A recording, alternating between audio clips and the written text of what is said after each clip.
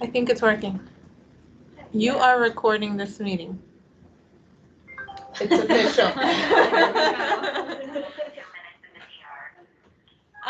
So hi, Kristen, you're just gonna be in the corner over there. I'll send you these videos when you are feeling better. So don't mind us, she'll just watch our recording. So here is your schedule. And so I didn't want to pass this out earlier because it is a bit overwhelming. So let's just focus on today and then we'll touch base with the rest of the schedule. It is a very flexible schedule, meaning on certain days, you're gonna fly through some topics, and on other days, you're not. And so we'll just adjust according to the group and how you guys are uptaking the information. So meaning that really the first and the second day are the most solid days that we follow, and then thereafter, we kind of play it by ear. But it is on paper, so at least it gives us some type of guidance on how to move forward. And so what we have scheduled today from 8 to 8:30, but we're a little late because we had some technical difficulties, was just getting to know each other. And that's why I was trying to stop you guys from talking. We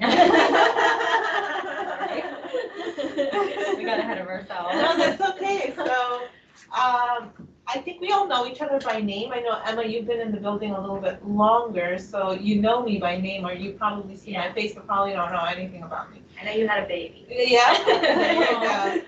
So why don't we just introduce ourselves, and what we'll have Kristen do is I'll have her, when she's feeling better, write a summary of herself so we can read up on it, so then when we get to meet her, we know her a little bit better as well. Hi, Kristen. So whoever wants to get started, by all means, go for it. Go ahead. So as Emma already knows, I came from the Westchester Health OBGYN practice with a lot of the doctors who work here. Which one? Like Dr. Mudabar, Dr. Orban Silver, Roth Brown, Dr. Magori, and now Dr. Petrosian. So we all know each other. That's gonna help you, and I'll explain that later. Yes. Well, I already feel like it's helpful because like I established a foundation with them, so like I know how to communicate with them, and so I'll be comfortable with them, hopefully. So yeah, I've been there for a little under a year and a half. I learned a lot, especially about OB and GYN, things that I never even knew before. But I feel like that was like the beginning of pregnancy, like the whole prenatal, and now I'm like at the other end of pregnancy. So it'll be interesting to kind of learn about labor and delivery. I went to school at SUNY Morrisville, like you know, and then I got my bachelor's degree at SUNY Delhi. Oh, another thing, I also did not get to sit on any of your interviews. And so Oh yes, I remember that. I did get to sit on other potential candidates' interviews, so this may almost be like an interview, and I'll ask you questions just so that I can understand your history as well. But carry on. What was I saying? Morrisville. Oh yeah, Where's that? It's by Syracuse. Okay. Yeah, Where I'm upstate. from. Yeah. Oh, nice. I really liked it up there. I like that it snowed like all the time. It's I like the pretty. colder weather. I went to school at UB. Oh, nice. Yeah. Okay. So I know the whereabouts. Yes. Nice. You're really Familiar. upstate. Yeah. Oh my gosh. I live in Somers, so not too far away. I still live at home with my parents, so that's fun.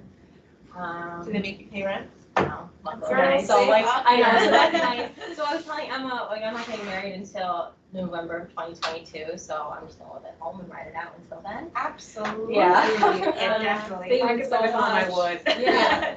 So. It's not easy. I did the same thing, but Okay. you just keep reminding yourself, oh, I'm saving our children. Yeah, exactly. Yeah. This will pay off in the long run. Yeah. I don't know, what else do you guys want to know about me? When did you start working at the clinic? Last April. And so out of nursing school, you started at the clinic. Yeah. How has that been? It was good. It wasn't really what I wanted at first, but I knew that it would be a good learning experience, which is why I, stuck with it. It was so different going from like all the clinicals that I had done in nursing school to like an office setting. Like the pace is completely different. Your role is completely different.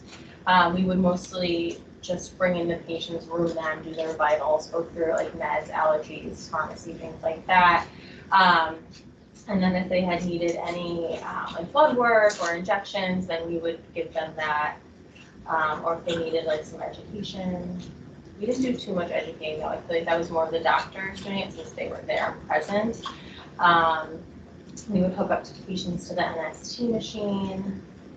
So this fellowship, and when I'm around, you are 100% in your safe zone.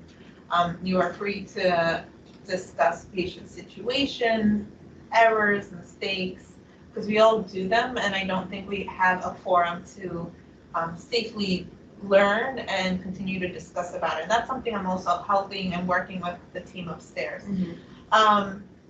So what weakness do you foresee yourself coming into this program with? Definitely lack of experience, because I've never worked in a hospital setting before, so I feel like there's just so much for me to learn, whether it be like just the computer system or like working in IV pump. Computer, you guys are of the generation that is your strength. Yeah. It's really easy once you pick it up. Oh, okay, because when we were in the training yesterday, I was like, this looks so old. and I confusing, thought the but- same thing when I was in the training a year and a half ago. Okay, so And it was then interesting. once you get on the floor and you're doing it every day, you're like, oh, That this does is make old sense. news. Oh, okay. And they also review a lot of stuff that you don't always necessarily use like every day on the Oh, the daily. Not to mention, we're a click happy generation, and that's what our documentation system is like. Just always remind yourself that it's going to be your strength, it's your strength, because when you're caught in a situation on labor and delivery, when you're falling behind on charting, just know that you can catch up. And Right. you try to, and we'll get there, you try to document as much as you can in real time, but don't get yourself too caught up in it. But nevertheless, assessment. Do you feel like assessment is going to be something you're going to need help with? Yes, because I haven't done it in a while. Since nursing school. When did you Yeah. graduate? 2018. Okay, 19. Pardon, I still count on my fingers. Okay. All right. Yeah, so in the office, like we weren't really doing a lot of assessments because again, like the doctor was there, they would assess the patient. I'm just gonna move on over So- so I can remove my mask to eat. No, it's okay. I'm here, you can still hear me. Uh-huh.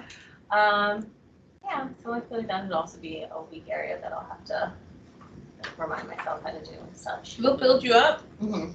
and we're also gonna each support each other building you up. Yes, Meaning, Emma has a really strong assessment background because she just came off the floor, right. and she'll give you tidbits. But vice versa, you have a very strong OB knowledge base already that I'm sure Emma's And gonna I need have some nothing. assistance with. Emma's never had Benefit from each babies. other. Which means that we all here are designed to complement each other. No one is the full package, not even me. And I've been doing this for quite some time, and I have a stronger knowledge base. My job here is to really empower you to know that you can be safe in taking care of both mommy and baby. It's a scary world, it really is. And when you get up there and you start orienting, it all of a sudden becomes very real that you are gonna be independently caring for this team, the mommy and the baby, and it becomes very overwhelming very fast. And that's just not an optimal feeling to have or environment for effective learning. Your learning capacity starts to tank. So I want you to know I'm here for you. You guys all have my number. I'm like, clearly I texted you guys. Feel free to text. This is a two-way road. Great. So tell me a little bit about yourself, Lynn. So when are you getting married? November 2022. Oh, right. Did So you we have to have move lots that, of or time. is that always been the No, date? so we got engaged in June, and we had always wanted a 2022 wedding for some reason. I don't know, even year.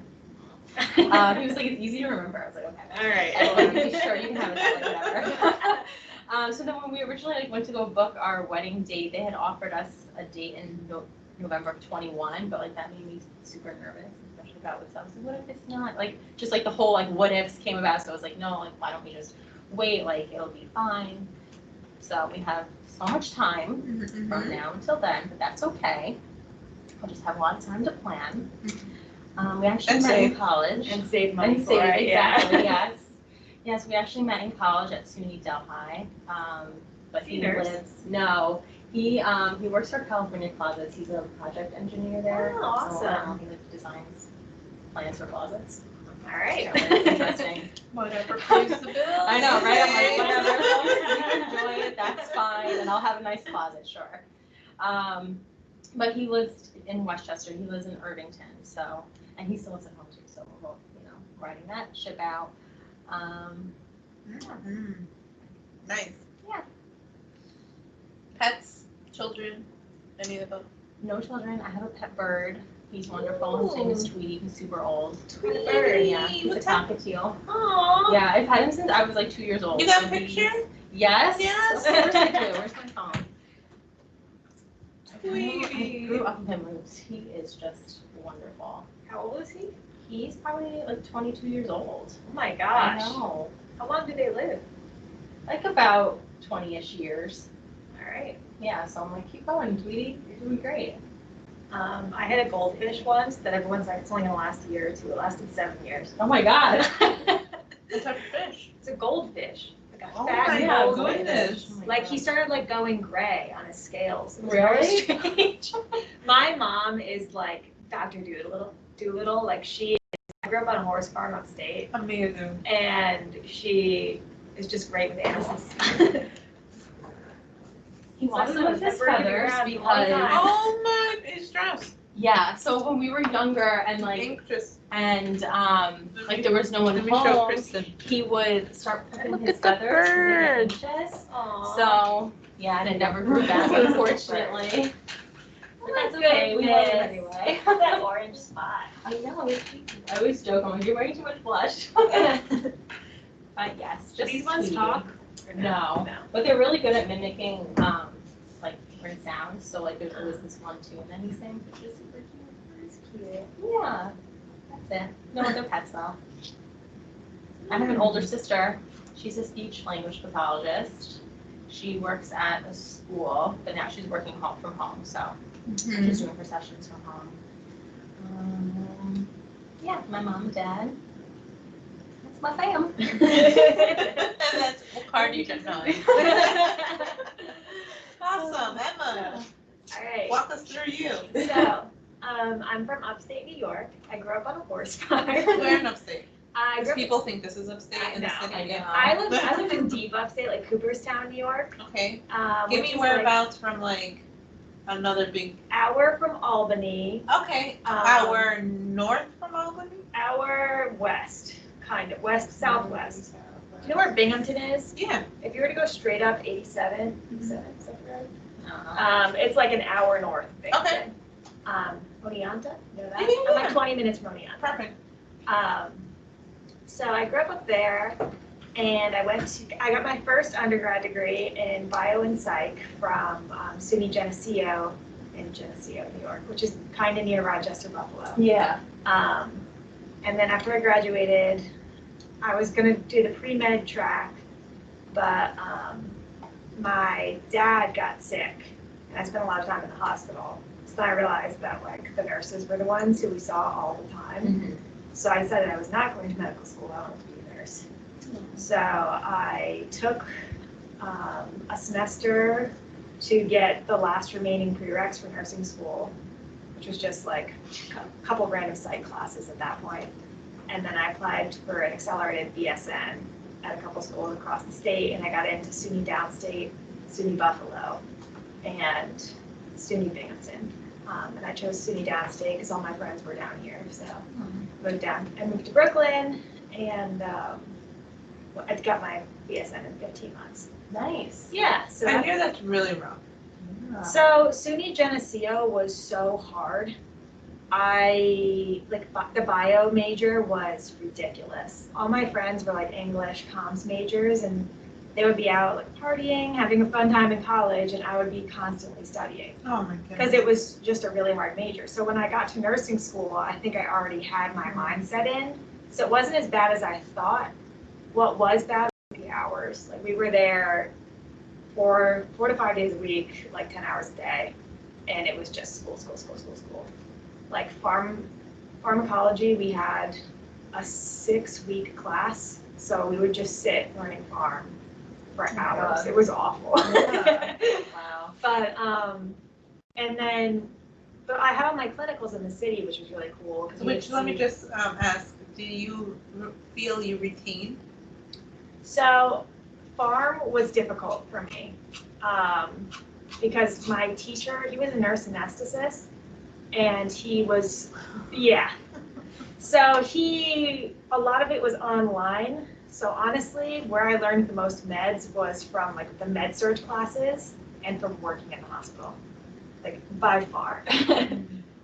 Just because when you throw it at you so fast, you can't possibly retain it.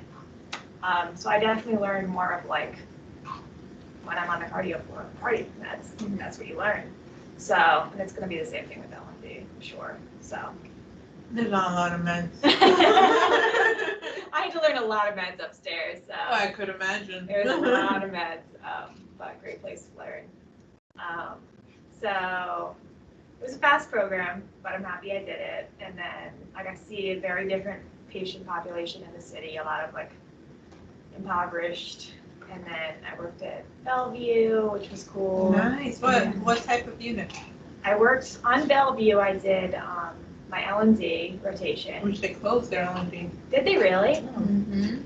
I did my NICU at Bellevue too, which was crazy. I'm sure that closed too. I'm sure it wasn't too.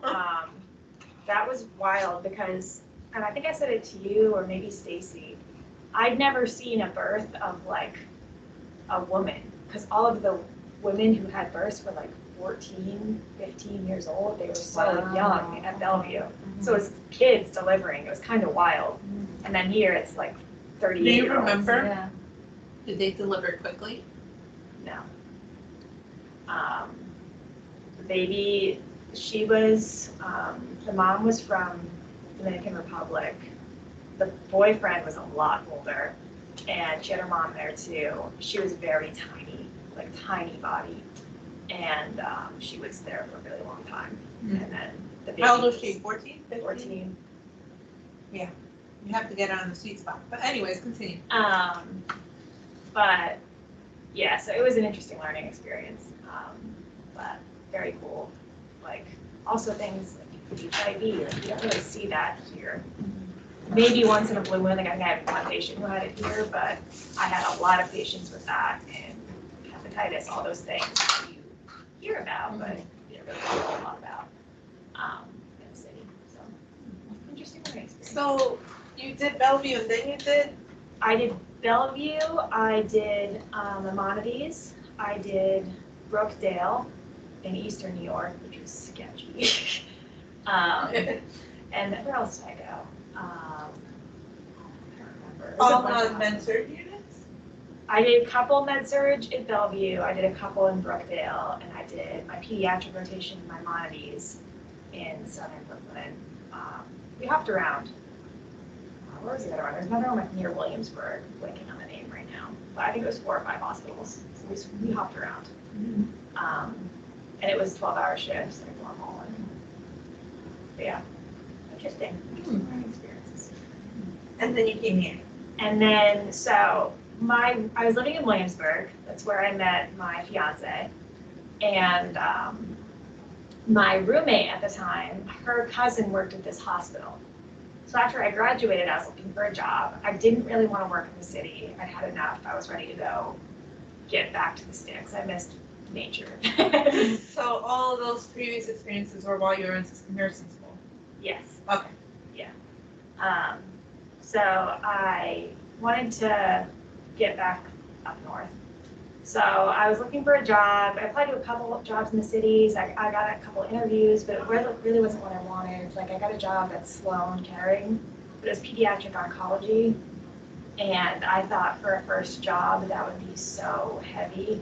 That's pretty legit. Yeah. Yeah, so like it was like jobs like that. And then another one was like surgical nursing, it was at a private office, and that was very intense too. So I wanted like something to ease you in. And then I heard of this residency through my roommate's cousin, the new grad nurse residency. It's a 6-month program here for just new graduates. and then you end up on one of the med surg floors upstairs. So I applied, I got an interview the next day, and then I got the job the following day. Wow. So my fiance's parents live in Ridgefield, Connecticut, which is like 25 minutes from here, not from the area. And they were like, you can stay with us while you move from Brooklyn. So then me and Chris moved to Stamford, Connecticut, and I started my job here. I've been here for a year and a half, and now I'm doing this. Yeah, so that's how I ended up here. You have a puppy. I do. I just adopted a puppy. Show us a So picture. I'll show you. This one. Wait here. I'll show you the Insta. Chris just keeps sending me puppy pictures. Aw. He's obsessed. Already showed her. He's a proud pop. Oh my goodness, Look you at have the a little family bush. photo, Like a everything. family Oh portrait, so my cute. goodness, you gotta show Chris. Aw. That's my puppy. That's my fiance. Look at her sweet face. That's her first bath. Oh my God. Dad also had to give her a bath. Look at her sleeping. Oh my goodness. Is she sleeping better? She's sleeping better, so we have her on a schedule right now that we go to bed around like 9:30, 10 o'clock-ish. We take her out right before, we wait till she gets tired and she passes out on the couch, and then we slowly move her to the crate. We try not to disturb the beast. And I have a little snuggle puppy that has a heartbeat, Oh. so it keeps her tired and makes her feel like she's with her litter mates. Mhm. So we put a towel over her crate, and around like 1:30, 2 o'clock, we wake up and we go let her out.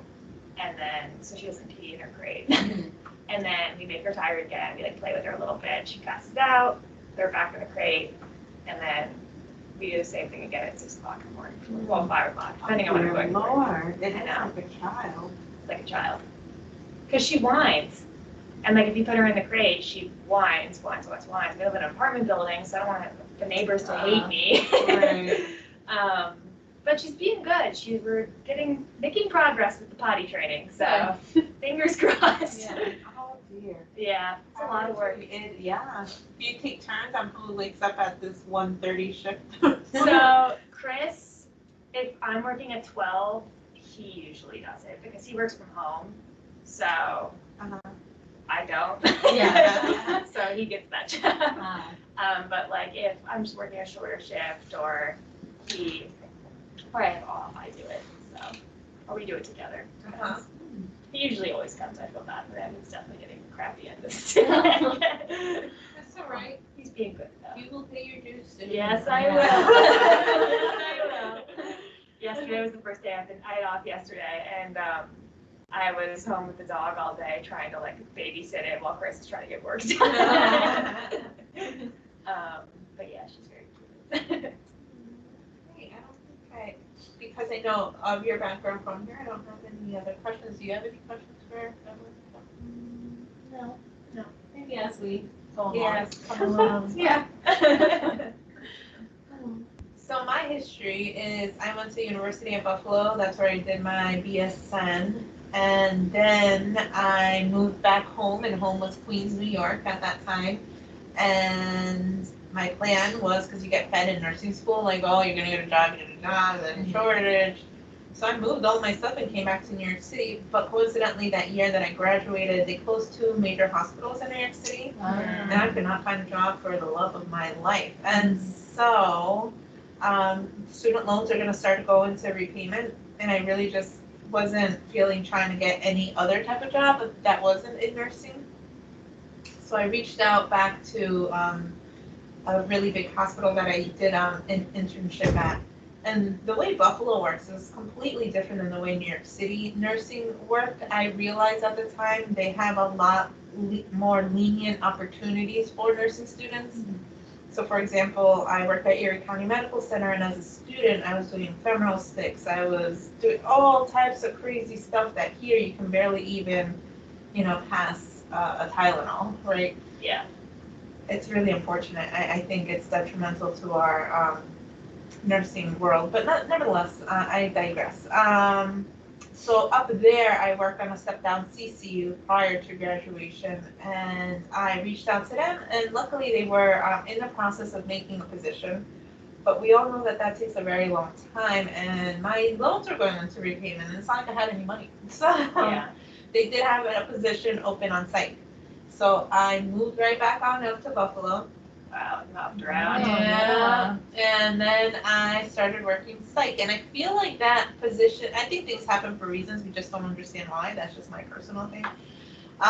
Gave me the backbone to really do what it is that I've been able to do throughout, because it was a very eye-opening experience to work in psych. Shortly after, Long Island Jewish Medical Center, part of Northwell, offered me a position on a neuromed surg floor. And so I worked there for close to 2 years, and then LIJ opened their brand new Katz Women's Hospital. And they were having L&D positions galore, and I applied, and thankfully I got in. But man, was that a really rough transition. So I started out in the old building, and then we moved into the new building. When we moved into the new building, they built that building for maximum of 8,500 deliveries. And we were doing about 7,000, 7,500 deliveries at that time in the old building. So the same staff moved into this bigger building, so much more space.